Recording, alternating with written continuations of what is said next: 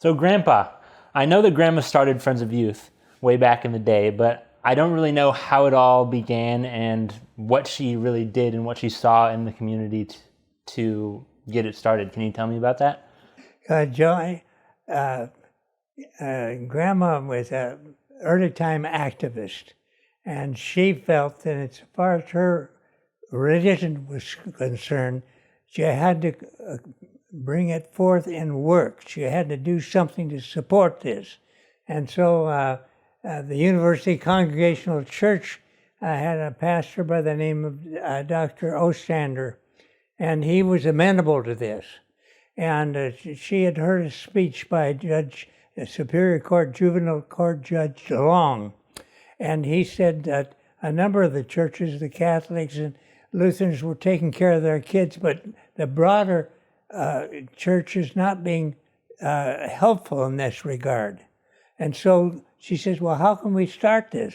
And he says, well, there's a home on Green Lake in North Seattle, and there's a foster child there that needs some care. And if you could find house parents for that child, that would be helpful. And so they got started in Green Lake, in the Seattle, North Seattle area, with one foster home, one child. And that's where it got started in 1951. What about you, Mom? How did you get involved in Friends of Youth? You know, all around me, Grandma and Grandpa, Dad and my mom, they were all sort of serving in all sorts of different things. And you know, I have on the refrigerator, it's to whom much is given, much is expected. And so when I got out of college, it was sort of like, okay, I guess it's time now. So got involved in Friends of Youth. And the thing I remember is I got involved in they called it the development committee back then. It was fundraising, right? But they had cool ways of fundraising, you know? And the one I remember is the lobster feed. So they'd cook up a bunch of lobsters and you could eat all the lobster you want. So that was a good way to raise money. Maybe next year. So then you're involved now. Mm-hmm. Is that my fault or? Oh, yeah. Oh, everything's my fault though, It right? is. Yeah. It is. Okay. I mean, the first time I remember getting involved in Friends of Youth was when there was like a luncheon, which were... No lobster? No lobster. No lobster. But I was excited because I got to get out of school and eat my fancy lunch instead of my school lunch. And I was also enticed because Drew Carey was coming. And I was like, okay, food, Drew Carey, that sounds like it's for me. But then when we went to the luncheon, I like listened to the people's stories and I was like, oh, they're really like making a difference in the community. And at that point, I didn't know that great-grandma had started it. I had no idea, and it was just really cool to me to find out that this was like our family's organization, our family's legacy. Mm-hmm. So, Dad, what do you think Grandma would think 70 years later if she looked at what Friends of Youth is now? She'd be overwhelmed, absolutely overwhelmed, and so joy in seeing the results. And you know, when we have these annual meetings and luncheons, and there are over 600 people, and all generations, and that's great to see. So, Joe, you're sitting with two oldsters here, okay?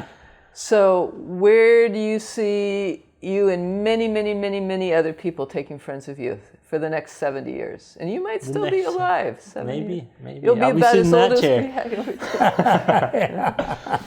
I mean, just continuing to grow and serve more people. I mean, now Friends of Youth, there's like 3,500 people across 26 different locations, and there's really endless possibilities for how many people that we can serve.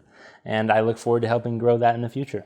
That's great because, you know, part of it is, yes, Friends of Youth is a large organization now, but every single individual counts. And I can remember back one of the things at one of the Celebration of Youth that I talked to folks about, that the impact that one person can make on one child makes so much of a difference. You mentioned hearing the stories when you were at the Celebration of Youth, and that's because one person was interested in one other person. And it's kind of sort of like a pebble in the ocean, that it just makes massive amounts of waves. So Back then, I actually was chairman of the board at that point, and I challenged folks at that celebration of youth to reach out to just one person and make a difference.